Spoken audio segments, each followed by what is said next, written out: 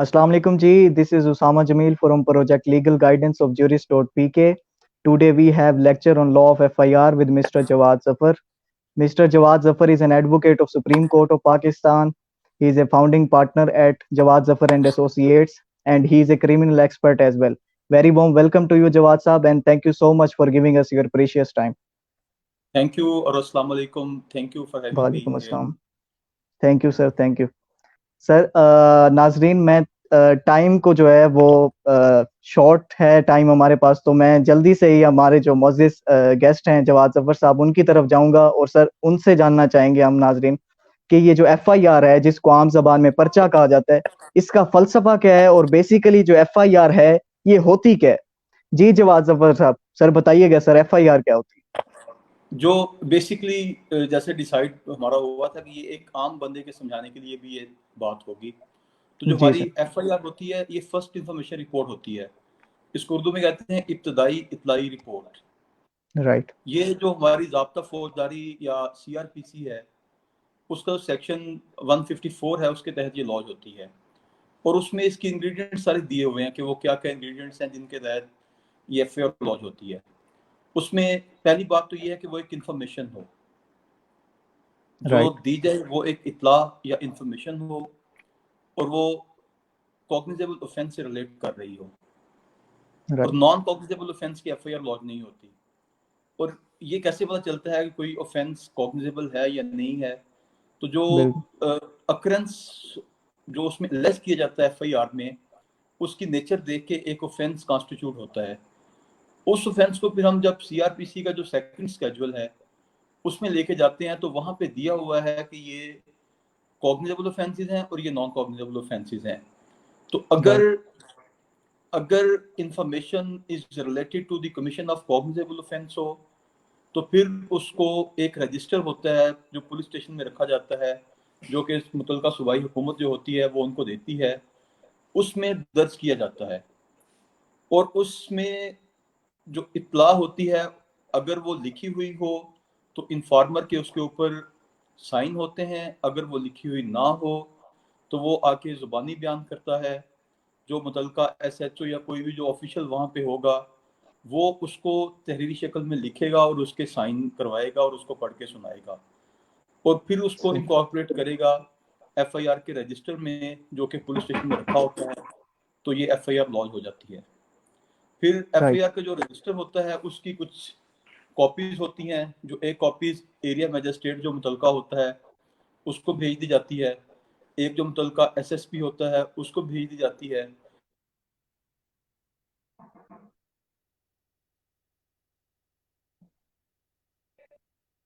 जवाद ज़फ़र साहब, can you hear me? Complaint को दे दी जाती है। एक जो डिस्ट्रिक्ट जी मैं जी सुन रहा हूँ। एक जो डिस्ट्रिक्ट रेकॉर्ड होता है उसमें रख दी जाती है और एक जो ओरिजिनल होता है वो उसी रजिस्टर में रह जाती है। राइट। तो इस तरह इसको FIR को जो है वो डिवाइड कर दिया जाता है उसकी कॉपीज को। राइट। अच्छा सर, ये बताइएगा कि ये जो इंफॉर्मेशन है जिसके साथ ऑफेंस कमिट हुआ है वही दे के जा सकता है या ये रिटन फॉर्म में दिया जाता है या जबानी कलामी भी जो है वो पुलिस स्टेशन में जाके दिया जा सकता है? देखें, जो इन्फॉर्मर होता है ना उसके लिए जरूरी नहीं होता कि वो आई विटनेस भी हो, वो कोई भी शख्स इन्फॉर्मर बन सकता है और वो जुबानी भी दिया जा सकता है और वो रिटन भी दिया जा सकता है। अगर वो जुबानी दिया जाए तो फिर उसको मुतलका बंदा उसको रिटन फॉर्म में लेके आएगा और उसके साइन करवाएगा उसके ऊपर। तो समटाइम ये भी होता है, इसमें एक अजीब चीज होती है कि कोई एक्यूज भी FIR के लिए आ जाता है और इन्फॉर्मेशन दे देता है जी। तो वो एक बड़े अजीब हालात हो जाते हैं जब वो एक्यूज आके इंफॉर्मेशन देता है और उसमें वो इंफॉर्मेशन FIR लॉन्च हो जाती है। तो फिर उसके बाद ये भी एक सब्जेक्ट टू डिस्कशन है कि उसकी एविडेंशियली वैल्यू क्या है, उसका कौन सा पोर्शन है जिस पे हम रिलाई कर सकते हैं कल को और कौन सा पोर्शन ऐसा है जिस पे रिलाई नहीं हो सकता। चूंकि अगर हम उस पर रिलाई करेंगे तो वो बिकॉज FIR लॉन्च करती है पुलिस, तो उसकी वो स्टेटमेंट जिसमें वो बता रहा है कि जी मैंने ही बंदा मारा है तो वो कन्फेशन बन जाएगा और उसका वो पोर्शन जिसमें उसका कन्फेशन नहीं है वो एडमिसिबल एविडेंस होगी। तो ये एक लंबी डिबेट है इसके ऊपर भी। राइट। अच्छा सर, ये जो फर्क है बेसिकली ये बताइएगा, जो FIR है ये एप्लीकेशन है, इन दोनों में बेसिक डिफरेंस क्या होता है? देखें, एप्लीकेशन या तो एप्लीकेशन आती है या फिर राइट स्टेटमेंट आती है, ये दो डिफरेंट चीजें हैं। राइट पहले राइट एप्लीकेशन वो होती है जो इन्फॉर्मर लिख के ले आता है और उसके राइट ऊपर उसके सिग्नेचर्स होते हैं। राइट रिटर्न दूसरी जो स्टेटमेंट होती है अंडर सेक्शन 154, वो ये होती है कोई बंदा आके अपना बयान रिकॉर्ड करवाता है, उसके नीचे फिर राइट उसके साइन होते हैं। ये दो डिफरेंट चीजें हैं। जब ये इंफॉर्मेशन जो ऑरली हो या रिटन हो, जब वो उस रजिस्टर में दर्ज कर दी जाती है जो कि थाने में रखा होता है उन्होंने इस काम के लिए, राइट तो वो एफआईआर बन जाती है। जब तक उसमें राइट दर्ज नहीं होता तब तक एफआईआर नहीं बनती वो। राइट। अच्छा सर, हमारे जो ऑडियंस हैं जो हमें सुन रहे हैं, तो ये भी बताइएगा सर, एफआईआर के बेसिक कंपोनेंट्स क्या होते हैं और किस तरह से जो है इसको पढ़ा जा सकता है, कितने कॉलम्स होते हैं और क्या क्या चीजें जो है एफआईआर में जो है लिखी जाती हैं। एफआईआर में एक तो एफआईआर नंबर होता है जो प्राइमरी चीज होती है। वो राइट किसी भी क्रिमिनल केस की जो की होती है ना, वो एफआईआर नंबर होता है, जिससे पता राइट चलता है कि ये एफआईआर नंबर है। तो उसी से ही जो हमारे हाई कोर्ट्स में या हमारे जो सेशंस कोर्ट्स हैं या जो ट्रायल कोर्ट्स जितनी हैं जो बेल जाती हैं, वो सारी उसी एफआईआर नंबर से आइडेंटिफाई होती हैं। उसके बाद उसमें थाने का नाम होता है, मुतलका का डिस्ट्रिक्ट का नाम होता है, right time and date of occurrence होता है, time of date of report होता है। उसके बाद जिसके तहत रपट के तहत वो एफआईआर लॉन्च हुई उसका नंबर होता है। उसके बाद जो थाना से जब रवाना होती है वो एसएसपी ऑफिस के लिए, उसका वक्त होता है। उसके बाद इन्फॉर्मर का नाम, इन्फॉर्मेंट का नाम होता है उसमें, उसका एड्रेस होता है, उसका टेलीफोन नंबर होता है। उसके बाद उस जुर्म का लिखा होता है कि क्या जुर्म था, उसकी राइट स्लाइड सी डिस्क्रिप्शन के साथ दे दी जाती है कि वो क्या था। फिर उसके बाद उसका थाने से फासला और सीमित लिखी होती है कि वो कितनी दूर था, थाना कहाँ पे था, ये सारी चीज़ उसमें दी होती हैं। उसके 6 कॉलम्स होते हैं, साथ उसके डिस्क्रिप्शन भी होती हैं। फिर उसके बाद नीचे राइट वो जो बंदा लिखता है उसका नाम होता है, और उसके बाद राइट सारी उसकी डिटेल दे के एप्लीकेशन की उसमें, उसके बाद उस पर जो जरूरी कार्रवाई होती है कि वो कहाँ बंदा मिला, किस जगह मिला, जो उसने एप्लीकेशन फॉरवर्ड की वो लिखी जाती है। उसके बाद उसकी इंटरेस्टमेंट भी लिखी जाती है साथ कि किसको हो रही है। तो ये सारे, इसको पढ़ने का तरीका ये होता है जो लॉयर्स के लिए मेरी आप समझें कि एक एडवाइस आप समझ लो, जो जूनियर्स हैं उनके लिए, जी जी कि बिल्कुल। इसका तरीका ये होता है कि इसको बाइफरकेट कर लेते हैं हमेशा। आपने जब राइट नोटिंग करते हैं तो एक सिनॉप्सिस टाइप बना लेते हैं, उस पर ऊपर लिखते हैं कि इसका टाइम क्या था अक्रेंस का, इसकी राइट वो डेट क्या थी, उसमें डिले कितना है लॉजिंग में, वो इन्फॉर्मर कौन था इसका, और राइट इसके बाद वो जो ऑफेंसेस हैं वो कौन कौन से हैं। अगर कोई राइट ऑफेंसेस बाद में ऐड हुए हैं तो वो किस जिम्नी के तहत ऐड हुए हैं। उसके बाद हलाती राइट मुकदमा जो है वो सारी डिटेल्स में दे दिए जाएं। उसके बाद एक्यूज कौन कौन से हैं, उसके बाद उससे रिकवरी क्या हुई, उसके बाद राइट उनको रोल क्या क्या थे। तो ये सारी राइट डिटेल जो है ना वो पहले बना ली जाए। फिर जब प्रेजेंटेशन करनी है आर्ग्यूमेंट्स की, तो उसमें ये जी होता है कि आपने फिर नंबर ऑफ एफआईआर से स्टार्ट करना होता है, और उसके बाद राइट सारे उसके कंटेंट्स और डिले हर चीज आपने करके फिर अपने आर्गुमेंट्स पे आना होता है। राइट। तो सर आप ये कहना चाह रहे हैं कि एक शॉर्ट नोट टाइप जो है वो साइनॉप्सिस बना लिया जाए ताकि आर्ग्यूमेंट देते हुए वो आपको हेल्पफुल हो। बिल्कुल ऐसे ही करना चाहिए। अगर आप बिल्कुल। वो स्नैपशॉट नहीं बनाएंगे तो आप देखें, अब हमारा जो है ना वो T20 वाली जजमेंट भी आ गई है जी ऑनरेबल सुप्रीम कोर्ट की इस पॉइंट के ऊपर कि अब दुनिया T20 की तरफ जा रही है। बिल्कुल तो टाइम इतना कम होता है कि समटाइम्स कुछ ऐसे केसेस होते हैं जिनमें जजेस को सुनना पड़ता है सारा कुछ, बिल्कुल लेकिन कुछ ऐसे केसेस होते हैं जिनमें सिर्फ 2-3 क्वेश्चंस करते हैं, अगर वो रेलिवेंट क्वेश्चंस के आंसर आ जाएं तो वो हमारे जो जजेस हैं वो उसकी कंक्लूजन तक पहुंच जाते हैं। तो इसलिए राइट हमने अपनी जो केस की तैयारी करनी होती है, जो एफआईआर का जो हमने डिस्क्रिप्शन सारी लिखनी होती है, वो इस एंगल से लिखनी है कि अगर जजेस हमसे कोई क्वेश्चन पूछे तो हम उनका आंसर राइट कर सकें। राइट। बिल्कुल सर। अच्छा सर, आपने पहले भी बात की कॉग्निजेबल और नॉन कॉग्निजेबल ऑफेंसेस की, तो सर ऑडियंस को ये बताइएगा कि कॉग्निजेबल और नॉन कॉग्निजेबल में बेसिक डिफरेंस क्या है और कॉग्निजेबल ऑफेंस होते क्या क्या हैं और इन दोनों में किस तरह से, अगर नॉन कॉग्निजेबल है तो उसमें एफआईआर नहीं कटती तो क्या तरीकाकार होता है और कॉग्निजेबल में किस तरह से होता है, इसकी सर डिस्क्रिप्शन बताइएगा डिटेल में सर।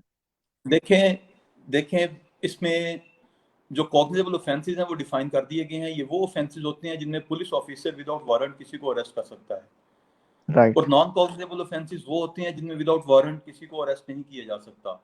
बिल्कुल अब इनकी कोई ना तो इनका इस बात से ताल्लुक है कि ये बेलेबल है कि नहीं है, बिल्कुल ना इस बात से ताल्लुक है इनकी सजा कितनी है और कितनी नहीं है।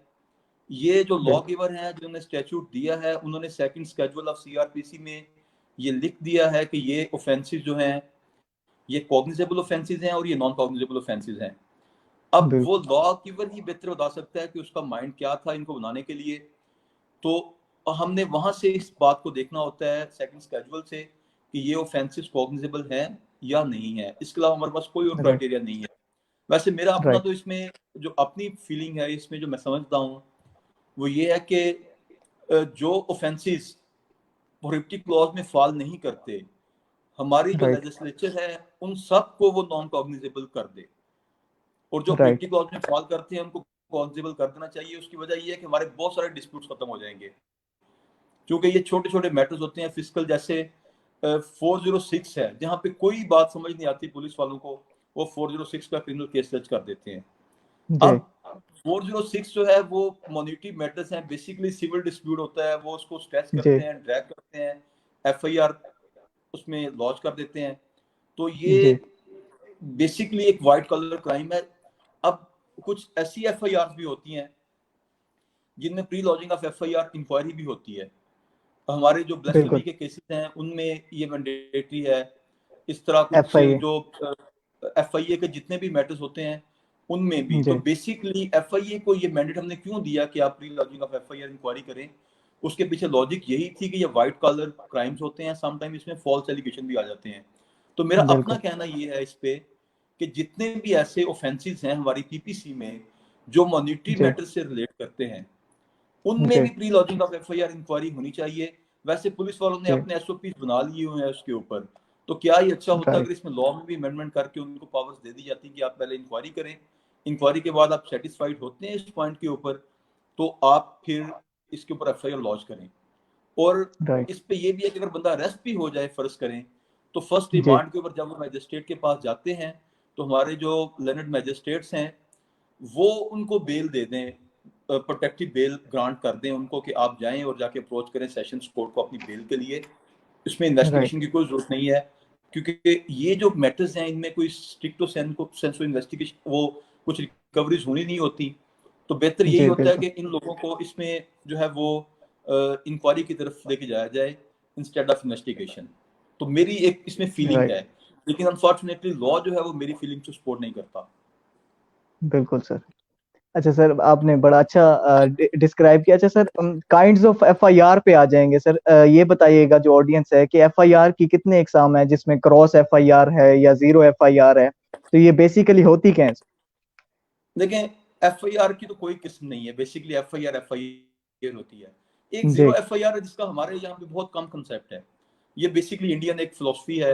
उसमें ये होता है कि राइट आप किसी भी पुलिस स्टेशन में एफआईआर लॉन्च करवा सकते हैं, समटाइम कुछ ऐसे ऑफेंसेस होते हैं, तो फिर जी वो मुतलका जो पुलिस स्टेशन होता है उसमें वो ट्रांसफर हो जाती है। इसको जीरो एफआईआर जी कहते हैं। इसमें हम थोड़ा सा ड्रैग कर लें इस बात को कि जैसे कॉग्निजेबल ऑफेंस के लिए ये जरूरी है कि पुलिस पहले मुकदमा दर्ज करे फिर इन्वेस्टिगेशन करे। तो एक बंदे जी को पता ही नहीं है कि जिस बैंक से चेक डिसऑनर हुआ है वो किस पुलिस स्टेशन की जुरिस्डिक्शन में वो फॉल करता है।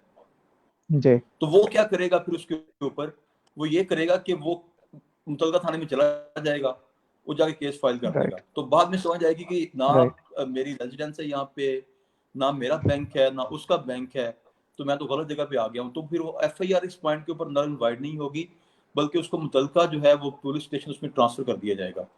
तो ये राइट एक किस्म की है। अब आ जाए क्रॉस एफआईआर के ऊपर। जी देखें, क्रॉस वर्जन, एक क्रॉस वर्जन होता है, ठीक है, और एक क्रॉस एफआईआर होती है। क्रॉस एफआईआर जो है ना, वो इसको हम अगर स्ट्रेस करें ना थोड़ा सा, वो ये होता है जी जी पहला जी एक अक्रेंस हुआ तो जी उसको वो नलीफाई करने के लिए इन्होंने एक फेक अक्रेंस बना के एक एफआईआर लॉन्च करवा दी। तो उसको टू जी सम एक्सटेंड हम क्रॉस एफआईआर कह सकते हैं। लेकिन जो क्रॉस वर्जन होता है ना, वो जी बेसिकली उसी एफआईआर में ही आता है। उसका ये होता है कि राइट जैसे फ्री फाइट हुई किसी जगह के ऊपर, या पहले दो पर्पसली लड़ाई हुई, फर्ज करें एक फ्री फाइट हुई, पर्पसली लड़ाई हुई, कैसे भी हुआ, राइट तो दो अक्रेंसेस हो गए, टू वर्जन आ गए, एक मुल्ज़िम पार्टी का वर्जन, एक कंप्लेंट पार्टी का वर्जन।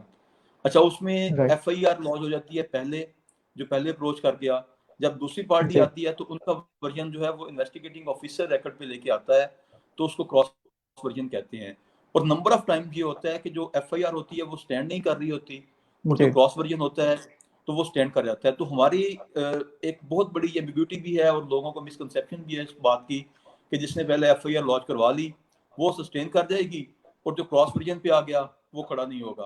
हालांकि ये बिल्कुल राइट ऐसे नहीं है।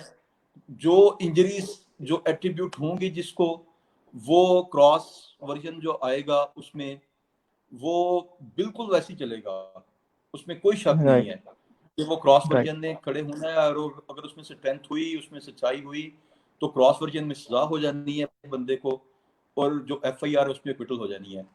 तो ये एक बिल्कुल एक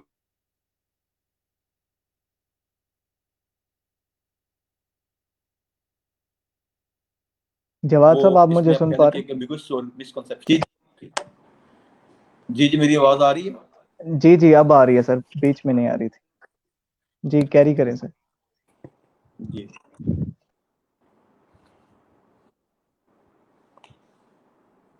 जी जवाद हेलो। साहब। जी जी सर, आपकी वीडियो जी नहीं जी, शो हो हो रही। गया। आवाज आ रही है, वीडियो नहीं शो हो रही।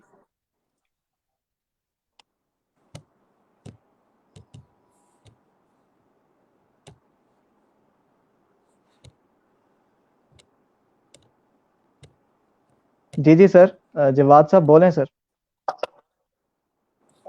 बस जी बस हो गया, उस पर आप करें, अगला क्वेश्चन करें प्लीज।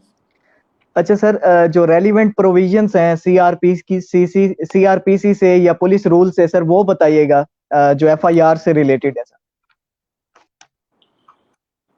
देखिए, वो मैंने जैसे अर्ली स्टेज के ऊपर भी कह दिया था कि जी जी। उसमें बेसिकली आप मुझे देख पा रहे हैं? नहीं सर, मैं आपको नहीं देख पा रहा।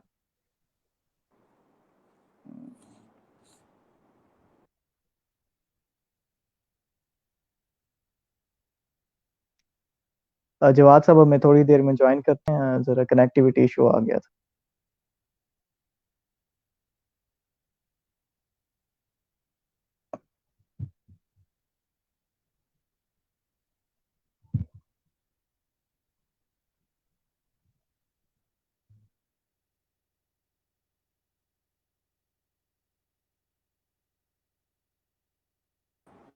हाँ जी, आवाज आ रही जी सर। है? जी जी सर, आज। उस पर रेलिवेंट प्रोविजन वाली जो बात है ना, उसमें 154 मैंने पहले बता दिया जो सीआरपीसी का जी है। और उसमें जी जो पुलिस का प्रोसीजर है वो उनका जो पुलिस रूल्स हैं उसका जो रूल 24.5 उसका सब रूल 1 जो है ना वो इसको डील करता है कि राइट एफआईआर कैसे होनी चाहिए, उसकी कॉपीज कहाँ जानी चाहिए, ये कैसे लॉज होती हैं, वो रजिस्टर कैसे मेंटेन करना है, वो सारा उसको राइट बेसिकली उसको सारा डील करता है। तो ये दो बेसिकली प्रोविजंस लॉ में है जो इनको डील करती हैं। राइट और इससे सर। इसको हम अगर ड्रैग करें तो 161 भी टू सम एक्सटेंट इसके साथ ऐसे आ जाता है कि वो जो स्टेटमेंट ऑफ विटनेस होती है ना, जी। वो क्रॉस वर्जन में चली जाती है बाज़ औक़ात जो आता है राइट। एफआईआर में, तो जी जी वो जी। भी इसमें आ जाती है। अच्छा सर, कुछ इस तरह से होता है कि दो पार्टीज का आपस में कन्फ्लिक्ट हुआ है, तो उन दोनों ने एक दूसरे के ऊपर एफआईआर करवा दी है। तो इस सूरत हाल में सर क्या होता है? दोनों ने एक दूसरे के खिलाफ एफआईआर होगी। वो नॉर्मली दो एफआईआर होती नहीं है। वो अगर हो जाए तो राइट। फिर ये वही है जो आपको क्वेश्चन था कि क्रॉस जी। एफआईआर। नॉर्मली होता ही राइट। है कि एक इंसिडेंट का एक एफआईआर होती है, दूसरा क्रॉस वर्जन आता है। तो राइट। इसलिए वो अगर हो भी जाए तो दोनों पैरेलल जी। चलती हैं हमेशा। राइट।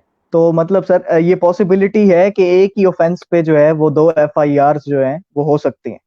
Right sir. नहीं नहीं, एक देखें, दो डिफरेंट बातें हैं। एक है कि एक जी अकरेंस के जी ऊपर जी। आप कह रहे हैं, एक अकरेंस के ऊपर दो एफआईआर हो नहीं सकती, लेकिन वो गलती से हो जाती हैं बाजू बात। राइट। लेकिन हाँ, लेकिन एक ही ऑफेंस की दो एफआईआर तो पॉसिबल, तो डबल जेपर्डी में आ जाएगा मैटर। जी बिकॉज जी सर। आर्टिकल 13 का इसके ऊपर बार है कि आप किसी को ट्राई भी, क्योंकि एफआईआर जब लॉन्च होती है ना तो एक अकरेंस हो गया, तो वो अगर हम डबल जेपर्डी को स्ट्रेच करें तो वो सेकंड जी एफआईआर बिल्कुल। उस पर नहीं आ सकती। Right sir. अच्छा सर, ये तो जो है सारी थ्योरेटिकल बातें सी, जो है एफआईआर की क्या प्रोसीजर है सारी, तो सर प्रैक्टिकल अगर हम देखें तो बड़ी मुश्किल से सर एफआईआर लॉन्च होती ही नहीं है। जो आम लोग हैं, जो गरीब लोग हैं या लेमैन है, तो उसको बड़े मसाइल का सामना है एफआईआर लॉन्च करवाने में। तो सर इसकी क्या वजूहत है? देखें, इसमें ये कोई नई बात नहीं है, ये हमेशा से ऐसे होता है कि जी जो कंसर्न एसएचओज होते हैं वो फॉर वन रीजन और दी अदर वो अवॉइड करते हैं एफआईआर को लॉन्च करने के लिए। एक जी तो ये फैक्टर है। दूसरा फैक्टर जी ये जी है कि जो मैंने बात की ना कि हम किसी भी सिविल डिस्प्यूट को ड्रैग करके क्रिमिनल बना के एफआईआर के लिए अटेम्प्ट करते हैं, तो वहां पे तो बिल्कुल जी लॉन्च नहीं होती। तो उसके लिए हमारे बिल्कुल। पास पहले ये होता था कि हम उसमें सिर्फ हमारे पास एक ही पावर होती थी जिसको हम एक्सरसाइज करवाते थे ऑनरेबल कोर्ट से, वो थी writ jurisdiction of high court 199 right. की जो है। उसके तहत हम जी उनसे जो रिट इशू करवाते थे कि आप डायरेक्टरी नेचर की जो रिट्स होती है मेंडमस की, कि आप डायरेक्शन इशू करें और पर्चा दर्ज हो, उसमें एफआईआर लॉन्च हो। जी उसके जी बाद फिर जो जस्टिस ऑफ पीस का कंसेप्ट था सीआरपीसी में, उसको जरा बेहतर अंदाज में हमारे जो एडिशनल सेशन जजेस हैं जी उनको पावर्स दी गई और उनको एक्स ऑफिशियो बना दिया गया जस्टिस ऑफ पीस। तो वो जी जो आप समझें कि जो एक वही पावर्स जो वहाँ पे थी उनके वही नीचे ट्रांसफर हो गई। तो 22 या 22 राइट। बी में भी जी डायरेक्शन इशू होना शुरू हो गई वहाँ पे। जी अच्छा, अब उसके बाद क्या हुआ कि लोगों का दिल करता था तो वो हाई कोर्ट में चले जाते थे, किसी का दिल करता था जी तो वो सेशन कोर्ट में आ जाते थे जस्टिस ऑफ बिल्कुल। पीस के पास। जी फिर इसमें पीएलडी 2005 लाहौर 470 जो खिजर हयात केस है मशहूर जमाना, बल्कि जो नए जी बच्चे आ रहे हैं उनको चाहिए कि वो इस केस को एक दफ़ा पढ़ें, ये कुछ 100-150 की जजमेंट है। इसके जी सर, हेड नोट्स भी पीएलडी पढ़ें एक वो दफा भी दोबारा दोहरा दीजिएगा सर, ये PLD PLD number sir. 2005 PLD 2005 Lahore 470 ठीक है खिजर सर। हयात केस। ठीक हो गया सर। तो उसमें फिर उन्होंने बार लगा दिया इस बात का कि अगर आप कोई ग्रीवियंस है पुलिस के किसी कंडक्ट से, तो पहले आपने जी जी जस्टिस ऑफ पीस को अप्रोच करना है, अगर फिर आपका राइट काम नहीं बनता तो फिर आपने हाई कोर्ट में आना है। राइट उसके बाद फिर ये बातें जल्दी जल्दी फिर ऑनरेबल सुप्रीम कोर्ट के पास आई और बड़ी इस पे डिबेट भी चली। हम लोग भी बड़ा नाराज हो गए इस बात के ऊपर। तो ऑनरेबल सुप्रीम कोर्ट ने फिर एक एसपी कंप्लेंट जो था ना, डिस्ट्रिक्ट कंप्लेंट ऑफिसर भी कहते हैं उसको, वो एक ऑफिस इंट्रोड्यूस करवाया कि अगर किसी बंदे राइट की बात नहीं सुनता एसएचओ, तो वो डिस्ट्रिक्ट कंप्लेंट ऑफिसर के पास जाके एप्लीकेशन फाइल करे और वो 7 दिन में उस एप्लीकेशन को डिस्पोज ऑफ करे पार्टीज को सुन राइट के। अगर फिर काम नहीं राइट बनता तो फिर आप जस्टिस ऑफ पीस के पास आ जाएं। अगर फिर नहीं बनता तो फिर आप वहाँ पे एक इम्प्लीमेंटेशन की एप्लीकेशन फाइल करें। अगर फिर नहीं जी बनता तो फिर आप हाई कोर्ट में आ जाएं। अगर फिर भी नहीं बनता तो राइट फिर कंटेम्प्ट ऑफ कोर्ट फाइल करें ऑनरेबल हाई कोर्ट में। तो राइट फिर तब तक एफआईआर लॉन्च हो जाती है और अक्सर बड़ा पुराना हो जाता है। और राइट समटाइम हमने ये भी देखा कि चेक जो है वो पड़ा पड़ा ही स्टेल हो गया और उसके बाद डिसऑनर हो गया। 3 साल भी गुजर गए और बस वो बेचारे लोग ऐसे ही वो कर रहे होते हैं उसमें। राइट। अच्छा सर, हाँ, आपने जस्टिस ऑफ जी अगर जी फिर भी एफआईआर लॉन्च नहीं हुई, सॉरी मैं इंटरप्ट कर रहा हूँ, अगर जी फिर जी भी सर। लॉन्च नहीं हुई तो एक बहुत ही अच्छा तरीका है वो कंप्लेंट करने का, जिसको हम लोग शायद मुनासिब नहीं प्राइवेट समझते। कंप्लेंट, प्राइवेट कंप्लेंट आप फाइल कर दी मजिस्ट्रेट के इस्तगासा। पास तो वो रेफर कर देगा, जहाँ की भी होगी वहाँ चली जाएगी वो। जी ये सर प्राइवेट कंप्लेंट बेसिकली इस्तगासा ही है ना सर?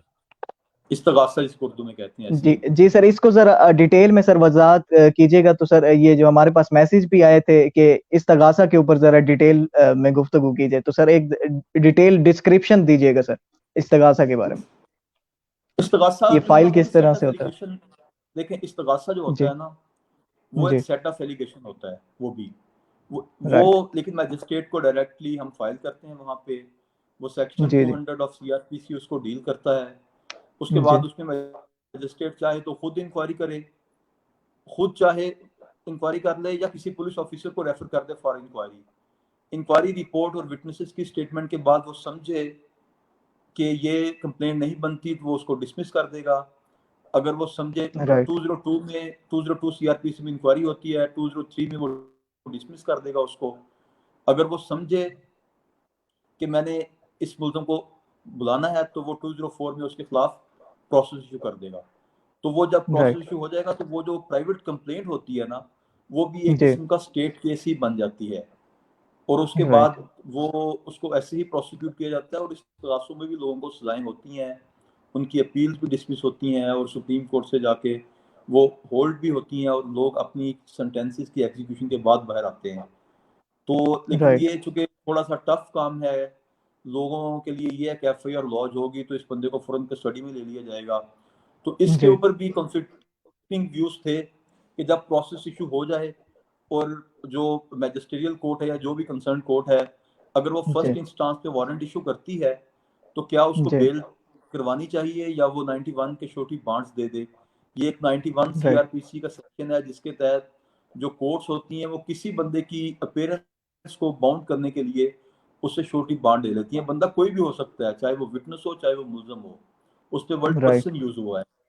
तो उस राइट। पर 91 के बॉन्ड्स देती थी। फिर उस पर एक हमारे ऑनरेबल जज थे सुप्रीम कोर्ट के, व्हेन ही वाज द जज ऑफ कराची हाई कोर्ट, उन्होंने 2005 में एक जजमेंट दी कि जी जिस बंदे जी के खिलाफ कंप्लेंट में वारंट इशू हो जाए तो वो पहले आकर अपनी बेल करवाए। तो जी वो जजमेंट जब वो सुप्रीम कोर्ट में पहुंचे तो उन्होंने फिर आके वहां पे जजमेंट दी। तो फिर इसके ऊपर ये काम शुरू हो गया कि जिसके खिलाफ वारंट इशू होते थे वो पहले बेल जी। करवाता था। उसके बाद फिर सुप्रीम कोर्ट ने उसको रिव्यू किया, फिर उस पर ऑप्शन दे दी कि अगर फर्स्ट इंस्टांस पे वारंट निकलेंगे तो वो बेल जी। पे आए, अगर समन निकलेंगे तो बेल की जरूरत नहीं है। और डिस्क्रिप्शन ऑफ द कोर्ट है, वो चाहे तो बेल ले चाहे तो 91 के बॉन्ड लेके उसको फारग कर दे। तो चूंकि ये सब्जेक्ट नहीं है आज राइट। का, तो इसलिए इसको इतना जी ही टच करना बिल्कुल। जरूरी था। इसमें राइट। एक अच्छा बेसिक सर, ये चीज है, जो इसमें इसमें जी जी एक जी बेसिक चीज ऐड कर दूं जो पढ़ने वाली चीज है। इसमें जो जी सप्लाई जी। ऑफ कॉपीज है ना वो डिफरेंट होती हैं। और जब ट्रायल चलता है ना इसका, स्टेट जी। केस में और इसमें फर्क है। वो फर्क ये होता है राइट। कि जो प्राइवेट कंप्लेंट में जिस दिन प्रोसेस इशू होता है ना, उस जी जी। दिन से लेके 3 दिन के अंदर अंदर आपने सब जो आपके डॉक्यूमेंट्स हैं और जो आपकी सेट ऑफ एलिगेशन है, जो कंप्लेंट की कॉपी है, वो आपने ट्रायल कोर्ट में जमा करवानी होती है विद इन 3 डेज, ताकि वो नेक्स्ट डेट के ऊपर राइट। एक्यूज को ट्रिगर कर दी जाए। तो ये 3 दिन राइट। का उसमें लिमिटेशन है, उसके लिए गौर करना चाहिए। तो जब मैजिस्ट्रेट राइट। कॉग्निजेंस लेता है उसके पास 3 चीजें होती हैं जिसमें कॉग्निजेंस लेता है। ये भी एक थोड़ी सी सप्लीमेंट्री इसमें बात है। पहली होता है कि वो जो स्टेट केस आता है, पुलिस रिपोर्ट जिसे कहते हैं, उस पर वो जी। कॉग्निजेंस लेता है। फिर वो प्राइवेट कंप्लेंट पे कॉग्निजेंस लेता है। उसके बाद वो खुद भी कोई जुर्म होता देखे तो सो मोटो पावर भी उसके पास होती है जस्टिस ऑफ जिस पे वो पीस के कॉग्निजेंस ले पास। सकता है। हाँ जी, नहीं मैजिस्ट्रेट सही। के पास। मैजिस्ट्रेट के पास, राइट सर। सर आपने कहा कि इस्तगासा में सजाएं भी होती हैं और एग्जीक्यूशंस भी होती हैं हायर लेवल पे भी, तो सर इसमें कहीं पुलिस वालों को मुर्द इल्जाम नहीं ठहराया जाता क्योंकि उन्होंने एफआईआर नहीं दर्ज की, तो जो है जो मुल्जिमान है, जो विक्टिम है, वो जो है इस्तगासा दायर किया और इस तरह से लंबा प्रोसीजर ठहरा, तो उनकी अकाउंटेबिलिटी कहाँ ठहरती है सर पुलिस ऑफिशियल्स की वो इसमें? उसमें उसमें देखें, उसमें जो इस्तगासा, एक तो ये कंडीशन होती है जब एफआईआर लॉन्च ही नहीं होती। एक और भी कंडीशन जी। होती है जिसमें प्राइवेट कंप्लेंट आती है। वो ये राइट। कंडीशन होती है कि जहाँ पे पुलिस ऑफिसर जो डिसऑनेस्ट इन्वेस्टिगेशन करे, तो जी। बंदों को बेग ना कर दे या एविडेंस प्रॉपर कलेक्ट ना करे, तो फिर वहां पे भी प्राइवेट कंप्लेंट आ जाती है।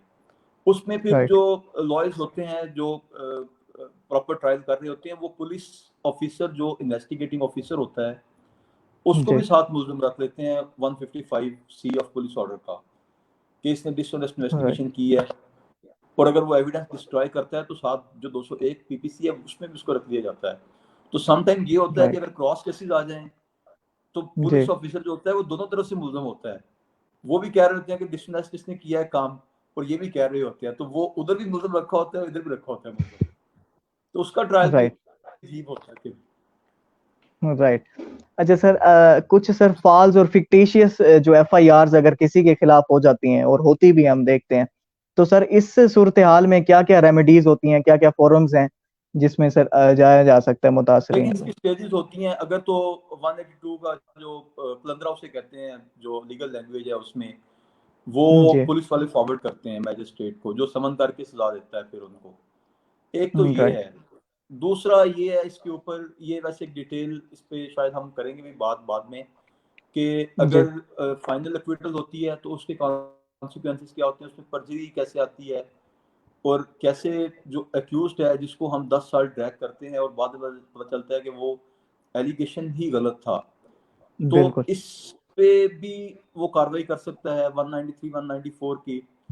वो बिल्कुल अब सर। समटाइम ये होता है कि at the stage of appeal जाके पता चलता है या उसके बाद पता चलता है कि ये बंदा इसकी एक इसका अक्रेंस भी ऐसे हुआ था, ये शायद प्रीवी काउंसिल की जजमेंट मैंने कोशिश तो की है, मुझे मिल नहीं सकी। ये एक इंसिडेंट हुआ कि एक दो जो पार्टीज थी उनकी आपस में लड़ाई थी। राइट। उसमें हुआ क्या कि एक पार्टी ने कब्रिस्तान से कुछ हड्डियां निकाली और दुश्मनों की जमीन में लाके दबा दी, और राइट। उनके खिलाफ 364 का इनिशियल एफआईआर लॉन्च करवाई और सब्सिक्वेंटली हड्डियों को रिकवर करवाया उनकी जमीन से, और 364 जी। को 302 में कन्वर्ट करवा दिया। राइट। अच्छा, उस बंदे का ट्रायल हुआ जिनके ऊपर एलिगेशन था, उनको लाइफ इम्प्रिजनमेंट हुई, उसके बाद हाई कोर्ट ने उसको होल्ड किया, सुप्रीम कोर्ट तक होल्ड हुआ, इवन प्रीवी काउंसिल भी गया शायद वो, तो वहां से भी वो राइट। होल्ड हो गई। तो उस बंदे ने अपनी लाइफ इम्प्रिजनमेंट एग्जीक्यूट की तो बाहर आ गया। जब राइट। बाहर आया तो जिस बंदे के मारने का एलिगेशन था ना उसके ऊपर, वो बंदा भी जी जी। सामने आ गया। तो अब राइट। क्या करना चाहिए? तो ये जब हम पर्जरी की बात करेंगे ना, तो हम इस पे डिटेल डिस्कशन करेंगे इस पॉइंट के ऊपर। राइट। अच्छा सर, ये क्वैशमेंट ऑफ एफआईआर क्या होती है, इसके ऊपर बताइएगा, और क्या क्या फोरम्स हैं जिसमें एफआईआर को जो है क्वैश करवाया जा सकता देखें, ये जो quashment basically quashing of FIR होती है, आई है। जी जी। Couldn't find any word quashment in English dictionary, तो ये हमारे गलत नाम चल रहा है। तो बेसिकली ये ओके क्वैशिंग सर। ऑफ एफआईआर होती है। ये पहले राइट। तो 561 ए में जो इनहेरिट जुरिस्डिक्शन होती थी हाई कोर्ट की, वो जी। हम इन्वोक करवाते थे, लेकिन ये 95 में फिर उन्होंने कहा नहीं, ये कॉन्स्टिट्यूशनल पिटीशन आप लेके आए इसके ऊपर। राइट। तो जो क्वेश्चनिंग ऑफ एफआईआर है ना, ये प्योरली जी। क्वेश्चन ऑफ लॉ के ऊपर होती है। जहां पे राइट। क्वेश्चन ऑफ फैक्ट आ जाए या mix question of fact and law आ जाए, वहां पे हाई कोर्ट अपनी जो कॉन्स्टिट्यूशनल जुरिस्डिक्शन है ना उसको इन्वोक नहीं करती। तो ये इन्वेस्टिगेशन का राइट। मैटर होता है। या जहां पे राइट। ट्रायल कोर्ट में मैटर चला जाए, चालान जो है वो रिपोर्ट अंडर सेक्शन 173 जो पुलिस रिपोर्ट होती है 173 वाली, जी जहां चली जी। जाती है कोर्ट में, वहां पे भी हाई कोर्ट इंटरफेयर नहीं करती। ये राइट। एक्सक्लूसिवली जब इन्वेस्टिगेशन उस मैटर के ऊपर हो रही हो जिसमें pure question of law involve हो, जैसे हमारे ये जी। जो एब्डक्शन फॉर मैरिज के जो केसेस होते हैं, उनमें जो लड़की आके कोर्ट में कह देती है कि मुझे किसी ने अगवा नहीं किया, तो वो एक क्वेश्चन ऑफ लॉ है कि जी। स्टार विटनेस जो है वो नरेशन ऑफ एफआईआर को डिनाई कर रहा है, तो वहां पे क्वैश हो जाती राइट। हैं।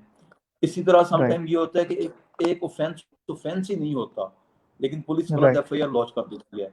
इसी तरह जो जी 406 की हम बात कर रहे थे, जहाँ पे सिविल लिस्ट को ड्रैग करके यहाँ पे क्रिमिनल बना दिया जाता है, तो जी। उसमें भी वो क्वेश्चन हो सकती है। इसी तरह एक राइट। कैंसिलेशन ऑफ एफआईआर का भी कंसेप्ट है। वो राइट। ऐसे होती है कि जब पुलिस वाले ये समझें इन्वेस्टिगेशन के जी जी। दौरान, जी। ये इसकी जो नरेशन है वो सारी स्टोरी की गलत है, और जो इनके विटनेसेस हैं और जो सर्कमस्टांसेस ऑफ द केस हैं वो सब्सटेंशिएट नहीं हो रहे इन फैक्ट्स के साथ, तो वो फिर एफआईआर को कैंसिलेशन करके उसकी कैंसिलेशन फॉरवर्ड कर देंगे कंसर्न मैजिस्ट्रेट को, जो कि राइट। अगर वो एग्री करेगा तो उसको कैंसिल कर देगा वो। राइट। अच्छा सर, जैसे आपने बात की कि जो है कैंसिल भी हो सकते हैं एफआईआर, अगर सर पुलिस जो है वो मुल्जिमान के साथ मिल गई है और मैनिपुलेशन कर रही है एफआईआर के अंदर, और जो है गलत फैक्ट्स कर रही है, डाल रही है अंदर, तो इस सूरत हाल में सर क्या किया जाए, क्या रेमेडीज? उसमें देखें, उसमें प्राइमरी रेमेडी ये है कि फर्स्ट ऑफ ऑल आप ट्रांसफर ऑफ इन्वेस्टिगेशन के लिए जाएं। उसमें राइट। रीजंस देनी पड़ेंगी कि ये चीजें हम एविडेंस में दे रहे हैं, लेकिन इन्वेस्टिगेटिंग राइट। ऑफिसर उसको कलेक्ट नहीं कर रहा। तो right. First change of investigation जो है वो कंसर्न जो आपका एसएसपी जो हमारे बिग सिटीज हैं उनमें एसएसपी जी। इन्वेस्टिगेशन का एप्लीकेशन फाइल करेंगे। वो एक बोर्ड कॉन्स्टिट्यूट होता है, फिर उसमें वो बोर्ड जो होता है वो फिर अपनी रिकमेंडेशंस देता है। उसके ऊपर फिर वो राइट। जो कंसर्न अफसर जो होता है वो उसके ऊपर अपना वो ऑर्डर पास करता है, तो वो इन्वेस्टिगेशन ट्रांसफर होकर किसी और के पास चली जाती है।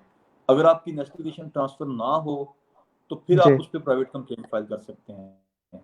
और अगर इन्वेस्टिगेशन ट्रांसफर राइट। होने के बाद फिर भी सही इन्वेस्टिगेशन नहीं हो रही, तो आपके पास सेकंड चेंज का भी इख्तियार होता है कि आप एक एप्लीकेशन फाइल करें कंसर्न एडिशनल आईजी इन्वेस्टिगेशन को, तो राइट। वो फिर उसको ट्रांसफर कर सकता है सेकंड इन्वेस्टिगेशन को। ये पुलिस ऑर्डर का जो राइट। आर्टिकल 18 है, सब आर्टिकल 6 है, वो उससे जी डील जी। करता है सारा। राइट। अच्छा सर, आपने जो कैशिंग ऑफ एफआईआर की बात की, तो ये सेशन कोर्ट के पास भी पावर्स हैं या सिर्फ हायर कोर्ट्स नहीं के नहीं, पास बिल्कुल पावर्स नहीं हैं है, के? लेकिन सेशंस कोर्ट के पास कोई इनहेरेंट पावर नहीं होती। और राइट। ये ये इनहेरेंट पावर हाई कोर्ट अपनी जो उसको 199 में मिली होती है ना, वो जो डेलीकेट। वो उसको इन्वोक करता है। हाँ जी। तो जी। सेशंस कोर्ट के पास वो 22 से 22 पी में इख्तियार आते हैं जो पुलिस से रिलेटेड है, जस्टिस ऑफ पीस के पास। तो सेशन कोर्ट राइट। बिल्कुल क्वेश्चन नहीं करती, बल्कि फॉर दिस पर्पस जो मैजिस्ट्रियल कोर्ट है ज्यादा पावरफुल होती है। वो चाहे तो कैंसिल, जैसे उसके पास रिमांड के लिए आए जी। किसी भी मैटर को, किसी भी एफआईआर को, तो वो समझे कि एफआईआर अगेंस्ट द फैक्ट्स है, तो वो खुद कैंसिल कर जी। देगा उसको। ऑल्दो इतनी पावर, इतनी राइट। हिम्मत नहीं करते हमारे मैजिस्ट्रेट्स। अगर वो हिम्मत करें जी। इतनी तो आधे मसाइल हमारे हल हो सकते हैं, जी। लेकिन वो चाहे तो कैंसिल कर सकते हैं वहां पे एफआईआर। राइट, लेकिन सर मैजिस्ट्रेट तो नहीं करते, लेकिन सर ये एसएचओज और पुलिस ऑफिशियल्स बड़ी हिम्मत करते हैं सर। मुल्जिमान को भी छोड़ देते हैं और एफआईआर्स भी कैंसिल कर देते हैं खुद ही। देखिए, जो इसमें फिर वो जब हम कभी बेल को डिस्कस करेंगे ना, तो एक जी। 169 सीआरपीसी है जिसमें जी। पुलिस ऑफिसर के पास पावर है कि वो बेल पावर से। दे सकता है। जी ठीक बिल्कुल। है। अब जी। उसमें ये है कि उसका श्योरिटी बॉन्ड का भी वो पीछे स्केड्यूल बना हुआ है सीआरपीसी के पीछे, जो एंड है उसमें। राइट। तो अब क्वेश्चन ये है कि अगर तो मैजिस्ट्रियल कोर्ट किसी को बेल देती है, जी। उसको हम रिकॉल करवा लेते हैं 497(5) में। अगर सेशंस कोर्ट बेल देती है उसको भी हम रिकॉल करवा लेते हैं। अगर हाई कोर्ट बेल देती है तो हम सुप्रीम कोर्ट जाके बेल को रिकॉल करवा सकते हैं। लेकिन अगर 169 में पुलिस ऑफिसर बेल देता है, उसको कैंसिल करने के लिए कोई फॉर्म नहीं है। जी, बड़ा तो वो श्योरिटी ताकतवर है बॉन्ड सर को छोड़ पुलिस। सकता है। ये अनलिमिटेड पावर्स हैं इनके पास। अनलिमिटेड पावर्स, बिल्कुल सर। हाँ, लेकिन फिर वही है कि अगर जब हम चेंज ऑफ इन्वेस्टिगेशन के लिए जाएंगे, जी। तो उस पर ये होता है कि जब इन्वेस्टिगेशन अगर चेंज हो, नया जो इन्वेस्टिगेटिंग ऑफिसर हो, जी। अगर वो डिफर करता है पहले आईओ के साथ, जी। तो वो फिर उसके खिलाफ डिसऑनेस्ट इन्वेस्टिगेशन और 155 सी पुलिस ऑर्डर के क्रिमिनल केस भी दर्ज करवाएगा साथ, कि तुमने ये गलत राइट। काम क्यों किया। राइट।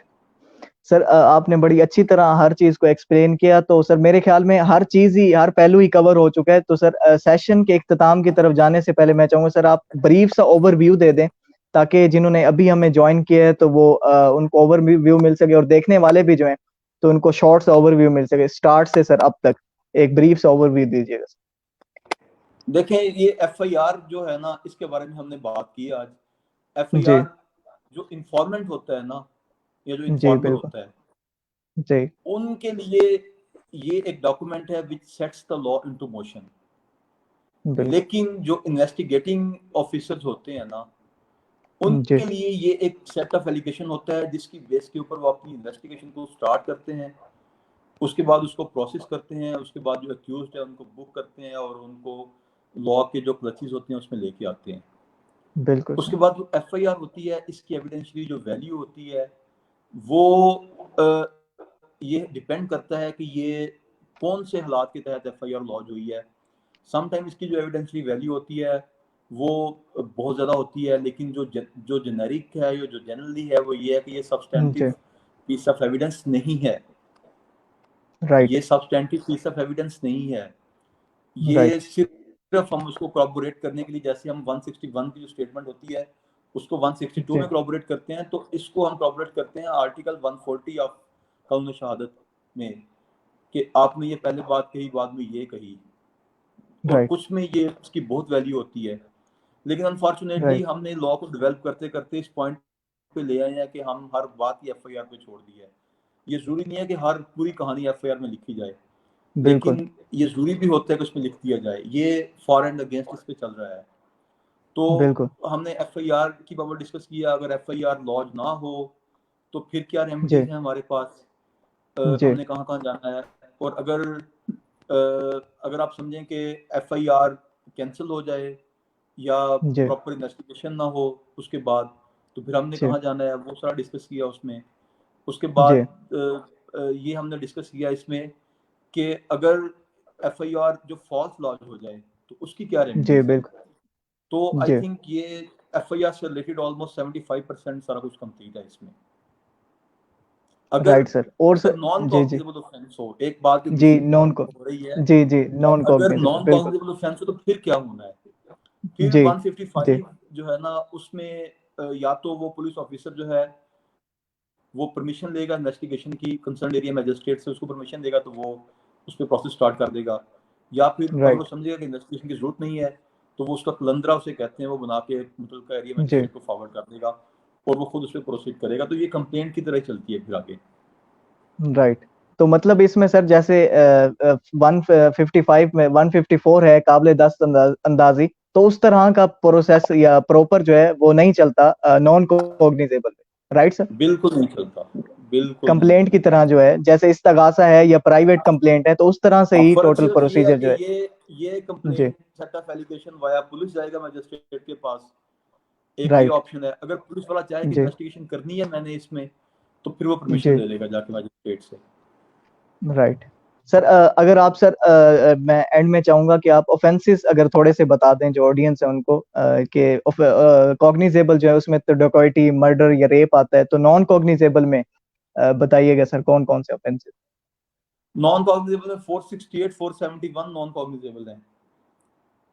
राइट। अच्छा, अब और बहुत सारे हैं, जैसे 190 जितने भी फर्जी से रिलेटेड सारे ऑफेंसेस नॉन कॉग्निजेबल हैं। अब इसमें एक और चीज राइट। भी है, जो जो हमारा जी पीका है, पीका जी। Prevention of electronic crime act जो है जी जी। 2016 वाला, 2016। जी उसमें जो उसका सेक्शन 43 है वो ऑलमोस्ट एक सेक्शन 11 को, 21 को, 24 को छोड़ के वो भी कहता है जी। कि ये नॉन कॉग्निजेबल और ना और बेलेबल ऑफेंसेस हैं।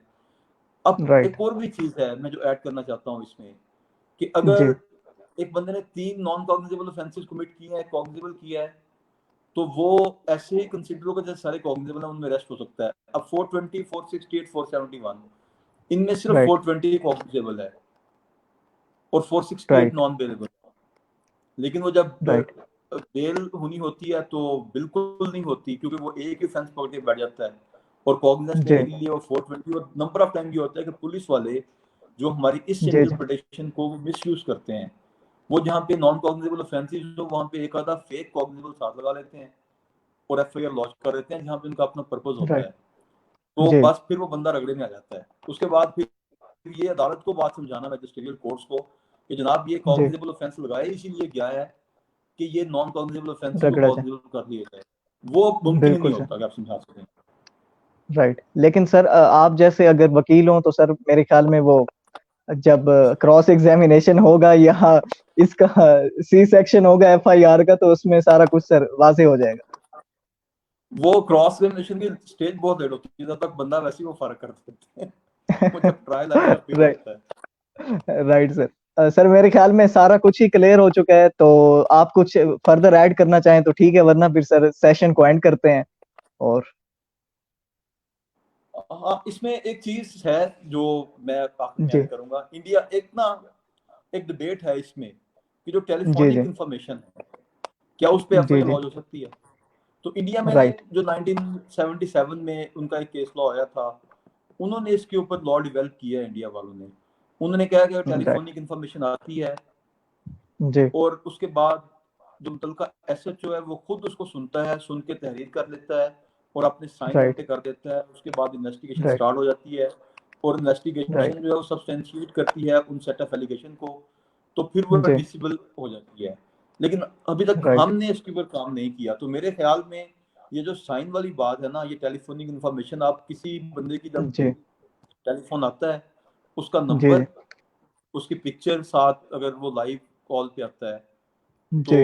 वो साथ ले लें और उसकी वीडियो जी। जो रिकॉर्डिंग कर लें और उसको एफआईआर के राइट। साथ लगा दें उसकी नरेशन करके। तो वो देखे राइट। ना, एक बंदा जैसे यूके यूएसए बाहर ओवरसीज बैठे हैं, उनके इश्यूज हैं यहाँ पे बहुत सारे, उनसे ज्यादती जी होती है बिल्कुल। तो वो एफआईआर लॉन्च नहीं करवा सकते, क्योंकि जी एफआईआर ओवरसीज जो है। जो मोस्ट इंपॉर्टेंट बात है कि एफआईआर पावर ऑफ अटर्नी की बेस के ऊपर लॉन्च नहीं होती कभी भी।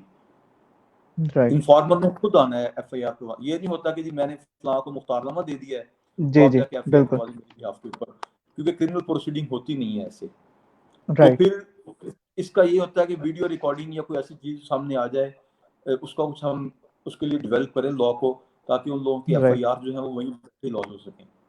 राइट।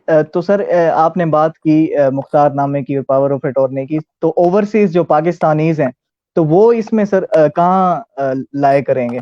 तो वो कि इसका मतलब है वो कि कुछ भी अपनी नहीं, फिर एफआईआर उसका ही नहीं कटवा? उसके लिए अगर अगर कोई ऐसी जी प्रॉपोजिशन आ जाए, उसका तरीका हम ये निकालते हैं कि जो बंदा यहाँ उनका बैठा होता है ना, उसको जी। जी इंफॉर्मेंट बना देते हैं हम लोग। तो वही राइट। फिर आके राइट। बताते हैं कि जी ये ऐसे ऐसे है।